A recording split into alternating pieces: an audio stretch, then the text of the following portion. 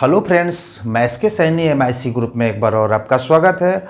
और आज हम लोग वायुमंडल संगठन एवं संरचना से संबंधित प्रश्नों का अध्ययन करेंगे। इसके पहले जो वायुमंडल में पाए जाने वाले गैस हैं उन गैसों का वीडियो हमने डाल दिया है, लेकिन उसका भी लिंक हम डिस्क्रिप्शन बॉक्स में डाल देंगे, जिससे अगर आपको लगे कि उसको भी हमें देख लेना चाहिए तो उसे भी आप देख सकते हैं, क्योंकि सभी गैसों का एक साथ ले करके चलने में वीडियो काफ़ी लंबा हो जाएगा। तो इसलिए एक पार्ट उसमें है और दूसरा पार्ट आपका इसमें है। तो आइए हम देखते हैं कि वायुमंडल में जो वायुमंडल को कितने मंडलों में बांटा गया है। तो देखेंगे 5 मंडलों में बांटा गया है, यानी वायुमंडल के जो प्रकार हैं तो 5 है। पहला क्षोभ मंडल, जिसको हम ट्रोपोस्फीयर बोलते हैं, समताप मंडल स्ट्रेटोस्फीयर बोलते हैं, मध्य मंडल मेसोस्फीयर बोलते हैं, आयन मंडल जो इनोस्फीयर बोलते हैं, और बहिर्मंडल एक्सोस्फीयर बोलते हैं। तो हम ये जाने कि वायुमंडल में कितने मंडल है, तो इसको आपने देख लिया। अब थोड़ा सा संक्षेप में हम बताएंगे कि वायुमंडल क्या है। तो वायुमंडल हम कह सकते हैं विभिन्न प्रकार के गैसों का असमांगी मिश्रण है जो पृथ्वी के चारों तरफ से घेरे हुए है। इसी को हम वायुमंडल कहते हैं, यानी कह सकते हैं कि गैसों का मिश्रण है। वायुमंडल क्या है? ये विभिन्न प्रकार के गैसों का असमांगी मिश्रण है जो पृथ्वी को अपने चारों तरफ से क्या हुआ है, घेरे हुआ है। उसी को हम बोलते हैं वायुमंडल। तो सबसे पहले वायुमंडल में जो प्रथम मंडल है क्षोभ मंडल, जिसको हम ट्रोपोस्फीयर बोलते हैं, उसका अध्ययन करेंगे। पहले देखते हैं कि क्षोभ मंडल को विभिन्न नामों से जाना जाता है। क्षोभ मंडल को ट्रोपोस्फीयर के भी नाम से जाना जाता है और इसे विक्षोभ मंडल के भी नाम से जाना जाता है। विक्षोभ मंडल के भी नाम से जाना जाता है।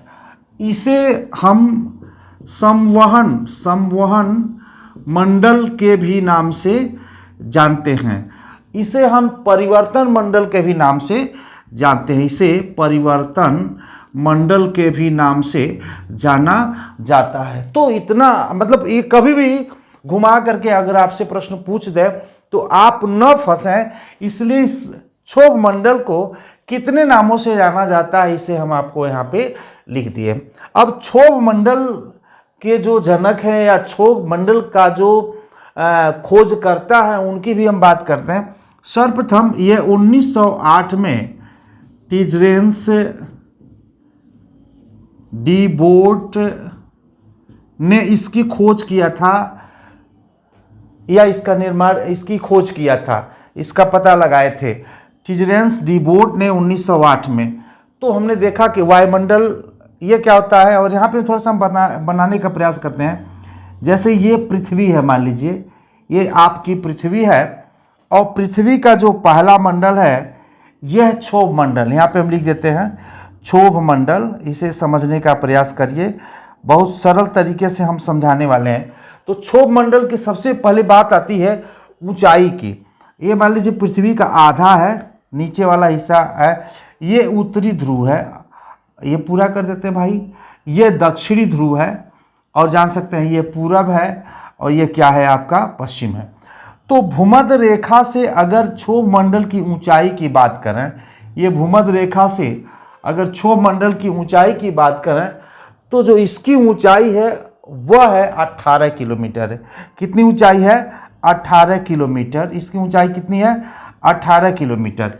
लेकिन अगर हम ध्रुव से उत्तरी ध्रुव या दक्षिणी ध्रुव से अगर क्षोभ मंडल की ऊंचाई की बात करें तो ये है आपका 8 किलोमीटर। 8 किलोमीटर, यानी हम कह सकते हैं कि भूमध्य रेखा से क्षोभ मंडल यानी ट्रोपोस्फीयर की जो ऊंचाई होती है 18 किलोमीटर होती है, और ध्रुवों पर ऊंचाई जो होती है वो 8 किलोमीटर होती है। अगर 18 और 8 जोड़ दें ये हो जाता है 26, और औसत निकालने के लिए 2 से हम भाग देते हैं, बच जाता है 13। यानी हम कह सकते हैं औसत ऊंचाई जो होता है, औसत ऊंचाई होता है उसका 13 किलोमीटर। यानी आप जान गए कि क्षोभ मंडल यानी ट्रोपोस्फेयर की जो ऊंचाई जो 0 अक्षांश से 0 अक्षांश से ये उसकी जो ऊंचाई होती है वो 18 किलोमीटर, लेकिन उत्तरी ध्रुव या दक्षिणी ध्रुव की जब बात करें तो उसकी ऊंचाई 8 किलोमीटर, जो मैंने लिख दिया है। 18 और 8 को जोड़ देंगे तो 26 किलोमीटर हो जाएगा, और एवरेज निकालने के लिए 2 से भाग दे देंगे तो यह आ जाता है 13 किलोमीटर। पूछता है कि क्षोभ मंडल की जो औसत ऊंचाई कितनी होती है, तो वो होती है आपका 13 किलोमीटर। इतना समझ गए होंगे। थोड़ा सा इसे हम मिटाने का प्रयास करेंगे और उसके बाद आपको समझाते हैं। नेक्स्ट बहुत सारे प्रश्न है इस क्षोभ मंडल यानी ट्रोपोस्फेयर से आपको मिलने वाले हैं, जो बड़ी सरलता से थोड़ा सा हम समझाने का प्रयास करेंगे। ऊंचाई की बात हमने कर लिया और इसके खोजकर्ता की हमने बात कर लिया, ये क्षोभ मंडल बता दें। यानी हम कह सकते हैं कि क्षोभ मंडल में ही मौसम संबंधित जो घटनाएं जैसे बादल का बरसना क्षोभ मंडल में ही होता है। यानी हम कह सकते हैं क्षोभ मंडल में क्या क्या पाए जाते हैं, बादल, क्षोभ मंडल में जो धूल कण, हिम, पाला, बर्फ, या हम कह सकते हैं कि चक्रवात, और जो तड़ित झंझावात जिसको हम बिजली का तड़कना कहते हैं, तड़ित झंझावात।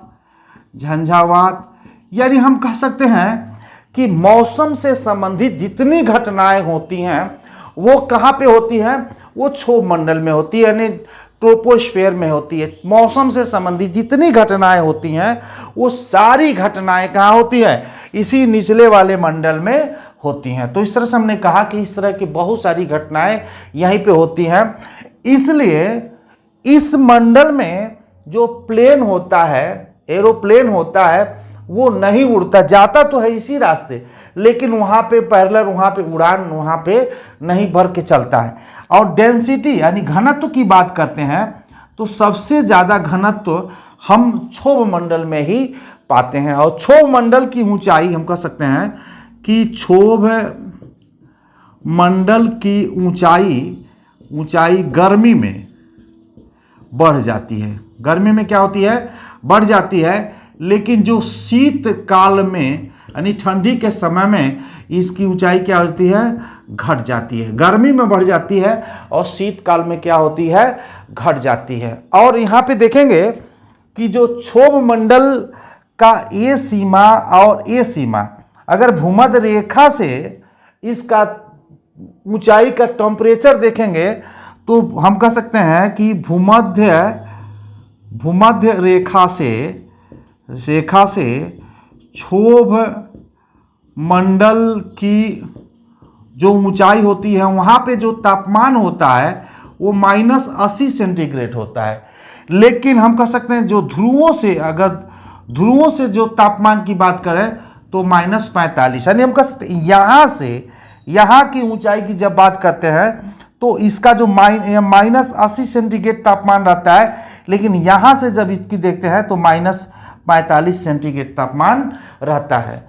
क्योंकि आपको हम बता दें, थोड़ा सा इसे मिटाते हैं और इसमें कुछ लिखने के लिए आपको बता देते हैं। इसमें बहुत सारे प्रश्नों का आज आपको उत्तर मिलने वाला है। यानी हमने देखा कि क्षोभ मंडल में ये प्रश्न अक्सर आता है कि किस मंडल में ऊंचाई के साथ साथ तापमान में गिरावट दर्ज की जाती है। तो हम कह सकते हैं कि 165 मीटर ऊपर जाने पर 1 सेंटीग्रेड तापमान क्या होता है, कम होता है।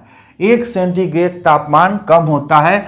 अगर हम 1000 मीटर ऊपर जाते हैं तो 6.5 सेंटीग्रेड तापमान कम हो जाता है। लेकिन अगर बात करें कि पृथ्वी के नीचे 32 मीटर नीचे अगर हम जाते हैं तो समझिए 1 सेंटीग्रेड तापमान क्या हो जाता है, बढ़ जाता है। पृथ्वी के अंदर जाने पे तापमान क्या होता है, बढ़ता है। और आसमान में नहीं, क्षोभ मंडल की सीमा में ऊपर जाने पे 165 सेंटीमीटर ऊपर जाने पे 1 सेंटीग्रेड तापमान कम हो जाता है। अगर देखें तो 1000 मीटर ऊपर जाने पे 6.5 सेंटीग्रेड तापमान क्या हो जाता है, कम हो जाता है। तो इसलिए हम कह सकते हैं, अगर प्रश्न आ जाए किस मंडल में ऊंचाई के साथ तापमान में गिरावट दर्ज की जाती है, तो हम बात करेंगे क्षोभ मंडल। मध्य मंडल में भी ये स्थितियां पाई जाती है, लेकिन दोनों में से कोई एक ही ऑप्शन देता। अभी उसको भी हम साथ करके देखने का प्रयास करेंगे। देखेंगे हिमालय पर्वत पूरी तरह से बर्फ से ढका हुआ है, क्योंकि उसकी ऊंचाई ज़्यादा है। आप उससे भाग देकर देखेंगे तो आपको माइनस में पता चल जाएगा, तो माइनस में जाएगा तो बर्फ़ का चादर तो उसमें लिपटा ही रहेगा। तो ये हम जानने का प्रयास करते हैं। अब इसमें देखते हैं कि जेट स्ट्रीम की जो धाराएं होती हैं, जो जेट स्ट्रीम की धाराएं होती हैं, इसी वायुमंडल में प्रवाहित होती हैं। जेट स्ट्रीम की जो धाराएं होती हैं कहाँ पे, इसी क्षोभ मंडल में ही प्रवाहित होती हैं। तो बहुत सारे प्रश्नों का हमने देखा कि जेट स्ट्रीम की धाराएं यही प्रवाहित होती है और मौसम से संबंधित समस्त घटनाएं इसी मंडल में होती है। और इसकी जो औसत ऊंचाई 13 किलोमीटर और भूमध्य रेखा से 18 किलोमीटर, ध्रुवों से आपका 8 किलोमीटर। टेम्परेचर की बात करते हैं तो भूमध्य रेखा से क्षोभ सीमा की जो टेम्परेचर -80 होता है और ध्रुवों से उसका टेम्परेचर क्या होता है, -45 सेंटीग्रेड होता है। और गर्मियों में इसकी ऊंचाई बढ़ती है और सर्दी में इसकी ऊंचाई क्या हो जाती है, कम हो जाती है। और एक प्रश्न काफ़ी महत्वपूर्ण है, उसको थोड़ा सा हम देखने का प्रयास करते हैं। ये भी प्रश्न पूछता है कि जेट स्ट्रीम की धाराएं किस मंडल में प्रवाहित होती है, तो क्षोभ मंडल में। किस मंडल में, क्षोभ मंडल में होती है। संवहन धाराएं भी इसी मंडल में चला करती हैं। संवहन धाराएं क्या होती है, जब गर्म हवाएं नीचे से ऊपर उठने की प्रक्रिया को ही हम संवहन धाराएं कहते हैं। तो इसे मिटा देते हैं और बाकी फिर आगे चलते हैं। हम क्षोभ मंडल के बाद दूसरे मंडल की बातें करते हैं। टैप कहाँ गिर गया। अब चलिए बात करते हैं, ये क्षोभ मंडल की बात हो गई। अब बात करते हैं समताप मंडल। समताप मंडल की बात करते हैं, जिसको बोलते हैं समताप मंडल। समताप मंडल, इसमें एक प्रश्न रह गया था कि समताप मंडल से क्षोभ मंडल को कौन सी सीमा अलग करती है। बात आता है समताप मंडल से क्षोभ मंडल को किस सीमा के द्वारा अलग किया जाता है, किस सीमा के द्वारा अलग किया जाता है, अलग किया जाता है। ये महत्वपूर्ण प्रश्न आता है। यानी ये है समताप मंडल, ये है आपका क्षोभ मंडल। तो समताप मंडल से क्षोभ मंडल को किस सीमा के द्वारा अलग किया जाता है, तो इसको बोलते हैं ट्रोपोपाज सीमा। यानी हम कह सकते हैं ट्रोपोपाज सीमा, और इसे हिंदी में बोलते हैं क्षोभ सीमा। क्षोभ सीमा यानी ट्रोपोपाज सीमा या क्षोभ सीमा के द्वारा समताप मंडल से क्षोभ मंडल को अलग किया जाता है। तो ये प्रश्न आपके लिए इंपॉर्टेंट था, इसलिए हमने आपको यहाँ पे लिख दिया। अब इसे हम मिटाते हैं थोड़ा सा। अब समताप मंडल की और डिटेल से आपको हम बताने का प्रयास करते हैं। आपने देखा होगा कि समताप मंडल, सम माने जहाँ के टेम्परेचर है वो एक समान है, ना वो बहुत कम है ना वहाँ पे बहुत टेम्परेचर ज़्यादा है। तो क्या जहाँ पे अगर ऐसा मतलब टेम्परेचर हो तो वहाँ पे अगर हम चलते हैं या कुछ चलाते हैं तो बहुत सारी दिक्कत उसमें नहीं आती हैं। तो समताप मंडल की हम बात करते हैं तो समताप मंडल में जो टेम्परेचर होता है वो एक समान होता है और धरातल से उसकी ऊंचाई यहाँ पे देखिए हम लिखा 50 किलोमीटर होती है। समताप मंडल की जो है समुद्र तल से जो उसकी ऊंचाई होती है वो 50 किलोमीटर है। यानी हम कह सकते हैं ये 50 किलोमीटर इसकी ऊंचाई होती है। यहाँ पे जो तापमान होता है वो क्या होता है, समान होता है।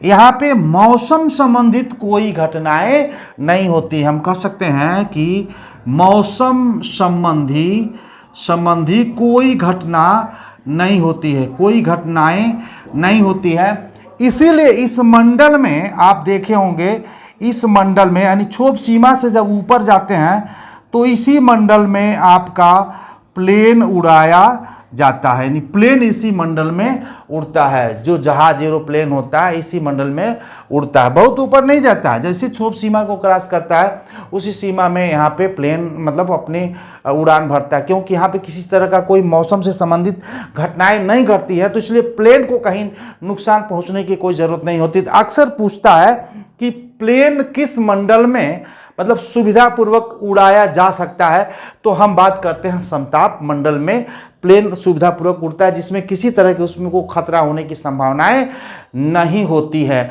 और इसी मंडल में यानी ओजोन गैस का जो लेयर होता है, ओजोन जो गैस की जो परत होती है वो इसी मंडल में पाई जाती है। यानी हम कह सकते हैं, पूछता है प्रश्न कि ओजोन गैस की जो परत होती है वो किस मंडल में विद्यमान है, तो हम बताएंगे किसमें, समताप मंडल में। यही सारे छोटे छोटे प्रश्न ऑब्जेक्टिव बना करके आते हैं और हम वहीं पे फंस जाते हैं।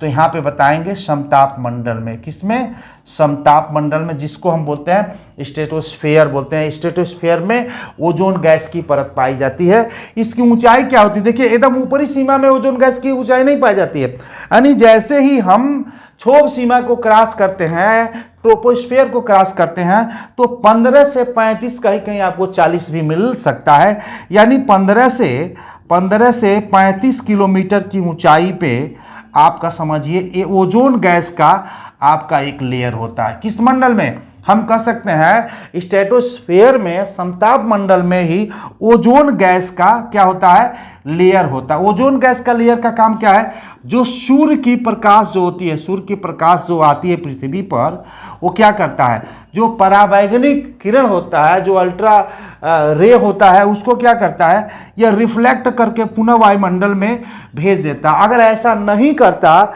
तो जो त्वचा से संबंधित बहुत सारी जो बीमारियां हैं हमको होने की संभावनाएं बढ़ जाती और बहुत सारी दिक्कत होता है। इसलिए हम कह सकते हैं परावैंगनिक किरण को, जो मानव के लिए हानिकारक किरण है, ये ओजोन गैस क्या करती है, वो अपने रोक करके रिफ्लेक्ट करके पुनः वायुमंडल में भेज देती है, ये सोख लेती है, जिस नीचे नहीं आने देती है। मान लीजिए नीचे ओजोन गैस को नहीं आने देती है, यही रोक देता है।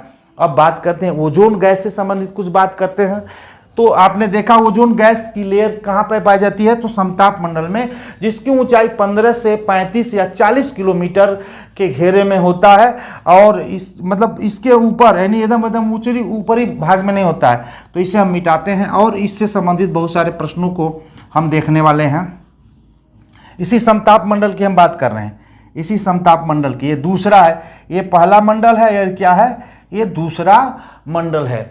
ओजोन जो गैस की जो नुकसान होती है वो कैसे होती है, जो क्लोरोफ्लोरोकार्बन होता है, यानी हम कह सकते हैं O3, जिसको ओजोन गैस कहते हैं, ये क्लोरोफ्लोरोकार्बन से प्रभावित होती है। किससे होती है, ओजोन गैस, यानी ये जो ओजोन गैस का आपका जो लेयर है ये किससे प्रभावित होती है, यानी किस से प्रभावित होती है, जो मतलब नष्ट हो जाती है और छिद्र हो करके समझे कि पृथ्वी पे उसकी किरणें आने के लिए विवश हो जाती है, तो क्लोरोफ्लोरोकार्बन होता है, उसके वजह से ये क्या होती है, ओजोन गैस प्रभावित होती है। और क्लोरोफ्लोरोकार्बन अक्सर बनता कहाँ से निकलता है, जो पेंट के डिब्बे आपने देखा होगा, पेंट के जो डिब्बे होते हैं उसको जलाने से जो गैस निकलता है, समझिए कि क्लोरोफ्लोरोकार्बन निकलता है, जो ओजोन गैस के लिए हानिकारक होता है। उसके बाद जो एसी और जो आपके जो रेफ्रिजरेटर होता है, जो फ्रीज होता है, उससे जो गैस निकलता है वो भी क्लोरोफ्लोरोकार्बन निकलता है और जो ओजोन गैस को प्रभावित करती है। अब एक प्रश्न और इसमें बहुत इंपॉर्टेंट प्रश्न पूछता है कि ओजोन गैस की लेयर को किसमें नापा जाता है। ओजोन गैस की लेयर को हम कह सकते हैं, ओजोन गैस की लेयर को यानी उसकी परत को, यानी उसकी मोटाई को किस इकाई में मापा जाता है, तो उसकी इकाई का नाम है डाप्सन इकाई में। डाप्सन इकाई में ओजोन गैस के लेयर यानी परत को नापने का काम किया जाता है। तो हमने देखा कि इसमें काफ़ी प्रश्न मिला, लेकिन एक प्रश्न और आता है कि जो कभी कभी प्रबल संवहन धारा, यानी ये देखिएगा हमारा ये सीमा है ना, हमको कलर स्केच का प्रयोग करना चाहिए था थोड़ा सा आपको समझाने के लिए। ये हमारा पहला सीमा जिसको हम बोलते हैं ट्रोपोस्फेयर, जिसको बोलते हैं क्षोभ मंडल।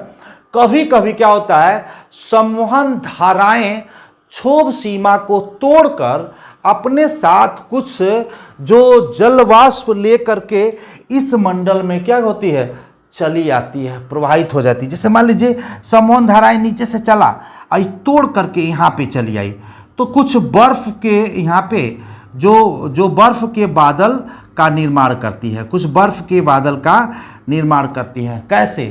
क्षोभ सीमा, यानी हम कह सकते हैं संवहन, जो प्रबल संवहन धारा के वजह से कभी कभी क्षोभ सीमा से ऊपर उठ करके इस समताप मंडल में आकर के क्या करती है, यह जो जलवाष्प के जो कण होते हैं वो बर्फ के बादल के रूप में क्या होता है, आकर के चला आता है, जिसको हम कहते हैं सीरस बादल। प्रश्न आता है कि समताप मंडल में कौन से बादल पाए जाते हैं? सीरस बादल। कौन सा बादल पाया जाता है? Cirrus, mother of pearl cloud भी बोलते हैं। मदर, इसको मदर ऑफ पर्ल क्लाउड भी बोलते हैं। इसे नैक्रियस बादल भी बोलते हैं, इसे नैक्रियस बादल भी बोलते हैं। यानी हम कह सकते हैं कि सीरस बादल, मदर ऑफ पर्ल क्लाउड या नैक्रियस बादल किस मंडल में पाए जाते हैं? तो उत्तर होगा हमारा समताप मंडल में। उत्तर होगा हमारा समताप मंडल में, स्ट्रेटोस्फीयर में। इस मंडल में जो नैक्रियस बादल या सीरस बादल या मदर ऑफ पर्ल क्लाउड जो है वो कहाँ पाए जाते हैं? तो इसमें प्लेन कहाँ उड़ाया जाता है? तो समताप मंडल में। मौसम संबंधित घटनाएं किस मंडल में नहीं पाई जाती है? तो समताप मंडल में। तापमान समान कहाँ बना रहता है? तो समताप मंडल में। ओजोन गैस की लेयर किस मंडल में पाया जाता है? तो समताप मंडल में। ओजोन गैस की लेयर को किस इकाई में नापा जाता है? तो डाप्सन में। और ओजोन गैस किससे प्रभावित होती है? तो क्लोरोफ्लोरोकार्बन से प्रभावित होती है। और क्लोरोफ्लोरोकार्बन कैसे बनता है, कहाँ से होता है? तो पेंट के डिब्बे को जलाने से और एसी रेफ्रिजरेटर के से जो गैस निकलता है उससे वह क्लोरोफ्लोरोकार्बन बनता है, जो ओजोन गैस को प्रभावित करता है। तो ऐसे में हमें बचना चाहिए जिससे कि ओजोन गैस का क्षरण न हो और हमें पराबैंगनी किरण से हमें प्रभावित न होना पड़े। तो हमने देखा कि आज क्षोभ मंडल के साथ साथ समताप मंडल का हमने अध्ययन किया। इसके बाद आता है मध्य मंडल। मध्य मंडल, तो प्रश्न आ जाए कि क्षोभ मंडल की ऊंचाई एवरेज में क्या है? तो आप बताएंगे 13 किलोमीटर और समताप मंडल की ऊंचाई 50 किलोमीटर। अब बात करते हैं हम मध्य मंडल। कौन सा मंडल की बात करते हैं? मध्य मंडल की हम बात करते हैं। तो इसे थोड़ा सा एक बार और क्लीन करके हम आपको समझाने का प्रयास करते हैं। थोड़ा सा हम पतला करते जाएं जिससे समझ में आ जाए। अब मान लीजिए हम इस मंडल की बात कर लिए, पहला मंडल की बात कर लिए और हम इस दूसरे मंडल की भी बात कर लिए। अब बात करते हैं हम तीसरे मंडल की। तीसरे मंडल की बात यानी हम कह सकते हैं इस मध्य मंडल की बात करते हैं, मेसोस्फीयर की बात करते हैं। मध्य मंडल की जो ऊंचाई होती है, इसकी ऊंचाई देखिए हम यहाँ पे लिख दिए हैं कि 50 से 80 किलोमीटर की ऊंचाई होती है। यानी यहाँ से 50 है ना, तो 50 से 80 किलोमीटर की ऊंचाई होती है। यानी हम कह सकते हैं कि जो मध्य मंडल की ऊंचाई जो होती है वो 50 से 80 किलोमीटर की होती है। 50 से 80 किलोमीटर की होती है। और इस मंडल में भी ऊंचाई के साथ तापमान में क्या होता है? गिरावट होता है। हम कह सकते हैं कि ऊंचाई के साथ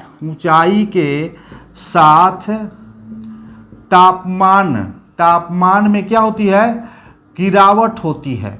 अब देखिएगा, दोनों मंडल में या मध्य मंडल में और क्षोभ मंडल में, दोनों में ऊंचाई के साथ जैसे जैसे ऊंचाई बढ़ती है तो जो टेम्परेचर होता है वो क्या होता है, गिरता है। इस मंडल में भी ऊंचाई बढ़ती है तो टेम्परेचर क्या होता है, गिरता है। यानी हम कह सकते हैं दोनों मंडल में। प्रश्न अक्सर पूछता कि क्षोभ मंडल का नाम नहीं देता है, इस चारों मंडल का नाम दे देता है।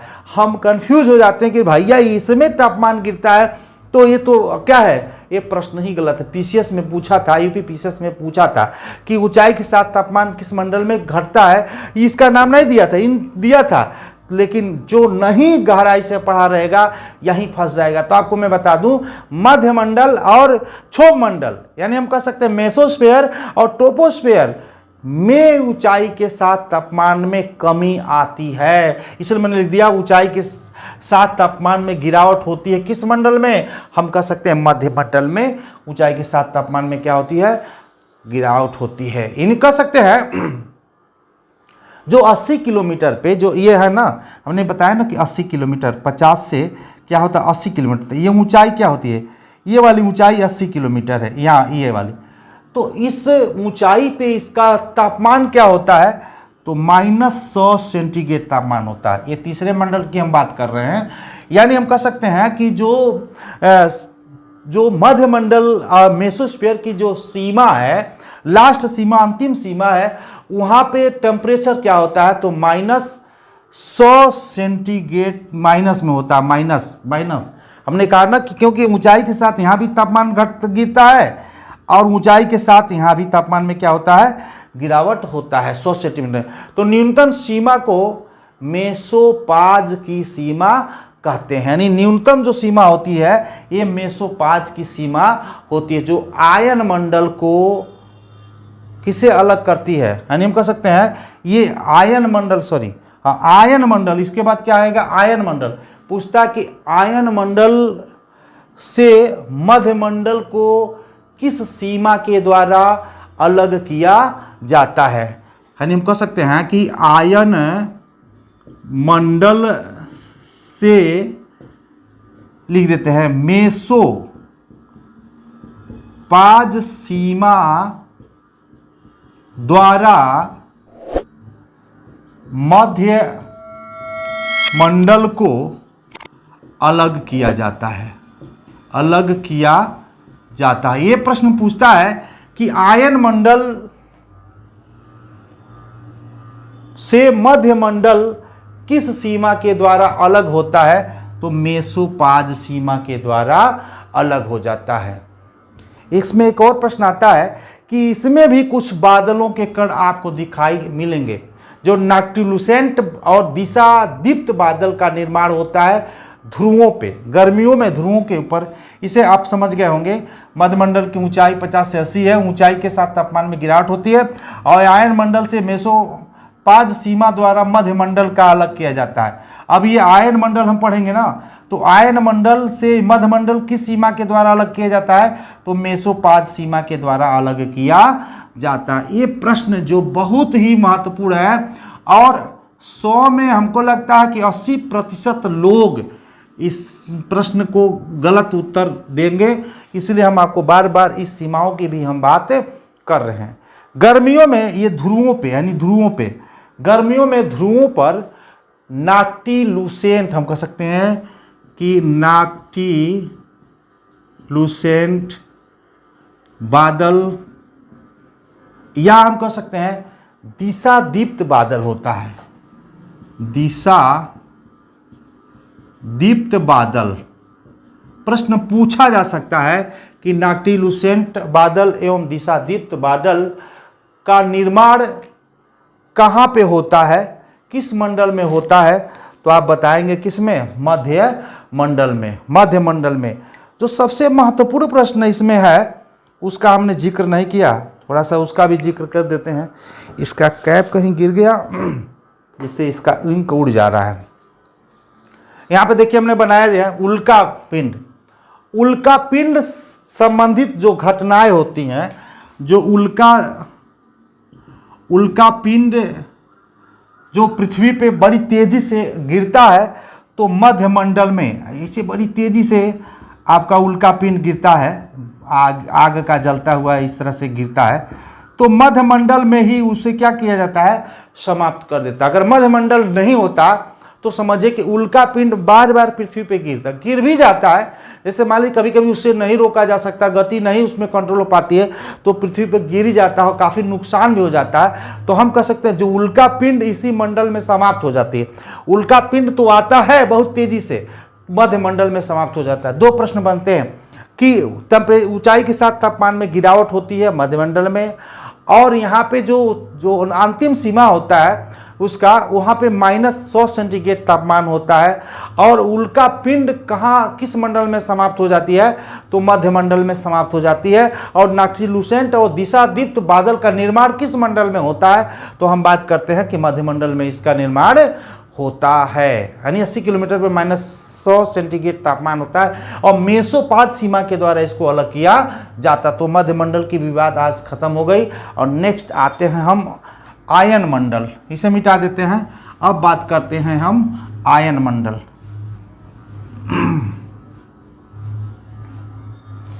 अब बात करते हैं हम आयन मंडल।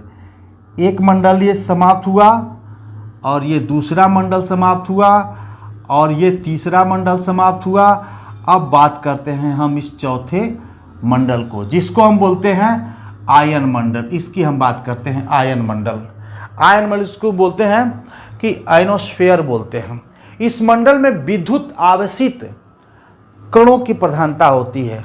यानी हम कह सकते हैं इस मंडल में विद्युत आवेशित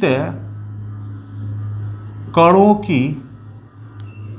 की प्रधानता होती है। प्रश्न पूछता कि विद्युत आवेशित कणों की प्रधानता किस वायुमंडल में होता है, तो हम बात करेंगे चौथा यानी आयन मंडल में।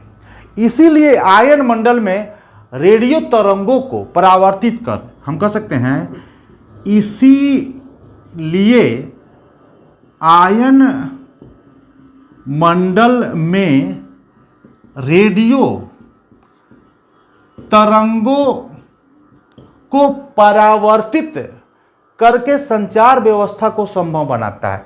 रेडियो तरंगों को परावर्तित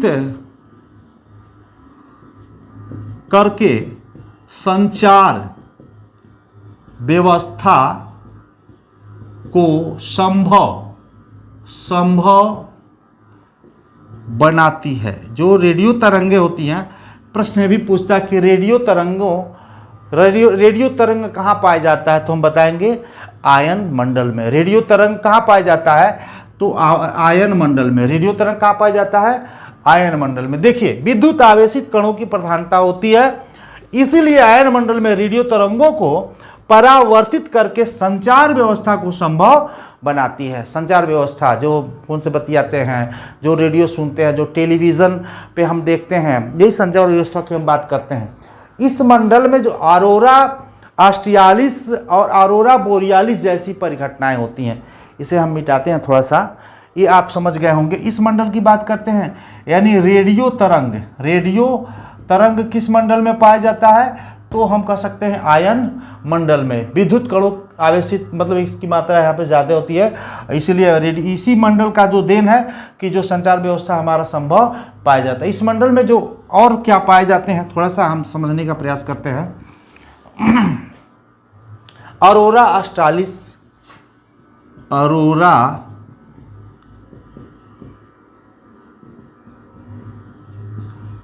और अरोरा बोरियोलासिस, अरोरा बोरियो, ये चीज क्या होता है, जैसी परिघटनाएं घटित होती है, ये सब घटनाएं हम कह सकते हैं, ऐसी जो परिघटनाएं होती हैं, घटनाएं परिघटित होती है किस मंडल में, इस आयन मंडल में। इस आयन मंडल में जो एक प्रकार की जो सौरिक तूफान से निष्कासित इलेक्ट्रॉन तरंग होती है, हम कह सकते हैं सौरिक तूफान से निष्कासित एक इलेक्ट्रॉन तरंग होती है। तरंग होती है। ये सौरिक तूफान से निर्मित होता है, इसलिए कह सकते हैं ऑरोरा ऑस्ट्रियालिस और ऑरोरा बोरियालिस जैसी परिघटनाएं परिघटित होती है।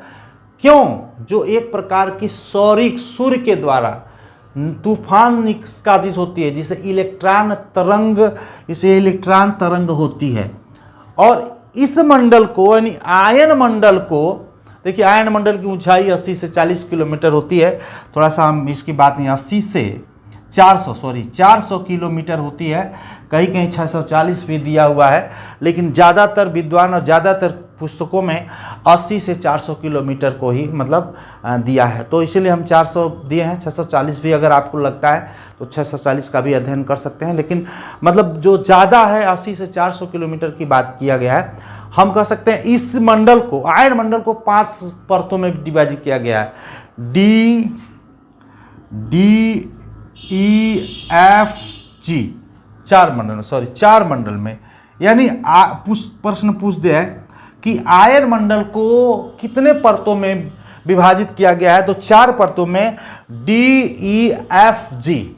या हम कह सकते हैं DEFG किस मंडल का भाग है, तो हम बताएंगे आयन मंडल का भाग है। भाई एग्जाम में प्रश्न तो किसी तरह से पूछ देता है, इसलिए मैंने कहा था कि मैं प्रयास करूंगा इतने सारे प्रश्नों का संग्रह आपके सामने लेके आऊंगा कि अगर इसको अच्छे से पढ़ लेते हैं, इसका नोट्स बना लेते हैं, तो मेरा विश्वास है इस चैप्टर से संबंधित जब भी प्रश्न आएंगे आप इसमें फंसने वाले नहीं हैं, अब नेक्स्ट लास्ट मंडल की हम बात करते हैं, जिसे हम बहिर्मंडल या एक्सपोस्फेयर कहते हैं। इसको भी थोड़ा हम पतला कर देते हैं। अब बात करते हैं हम, ये चौथा मंडल हो गया।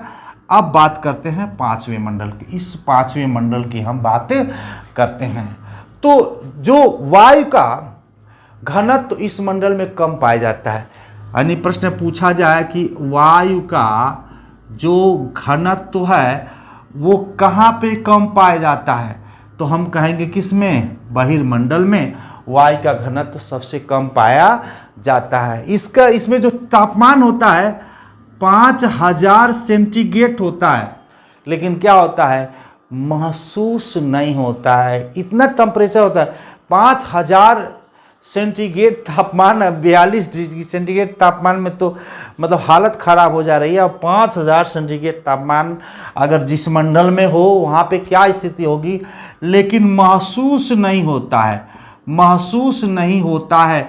ना हम गए हैं ना कोई गया है। विद्वानों के हिसाब से बताया जाता है कि इतना टेम्परेचर होता है, लेकिन यहाँ पे महसूस नहीं होता है। जो वार्न अलेन रेडिएशन बेल्ट होता है, यहाँ पे वार्न अलेन रेडिएशन बेल्ट प्रश्न आता है, वार्न अलेन रेडिएशन बेल्ट की उपस्थिति किस मंडल में पाई जाती है, तो हम कहेंगे कि वार्न अलेन रेडिएशन बेल्ट बहिर्मंडल में पाई जाती है। और इस मंडल के ऊपर जाने पे हम नहीं कह सकते हैं इसकी ऊंचाई 400 से 1000, या हम कह सकते हैं ये जा करके पुनः उसमें अंतरिक्ष में विलीन हो जाता है। इस मंडल वो विलीन हो जाता है, कहा जाता है कि 1000 है, लेकिन इसके बाद वो अंतरिक्ष में विलीन हो जाता है। हम कह सकते हैं कि वायु का घनत्व यहाँ पे बहुत कम पाया जाता है। 5000 सेंटीग्रेड तापमान होता है, महसूस नहीं होता है। वार्न अलेन रेडिएशन बेल्ट की उपस्थिति इसी मंडल में पाई जाती है, जिसको हम बोलते हैं बहिर्मंडल। तो आज के लिए इतना ही, और बने रहिए, आप स्वस्थ रहिए। इसी के साथ आज आपसे हम विदा चाहते हैं। धन्यवाद।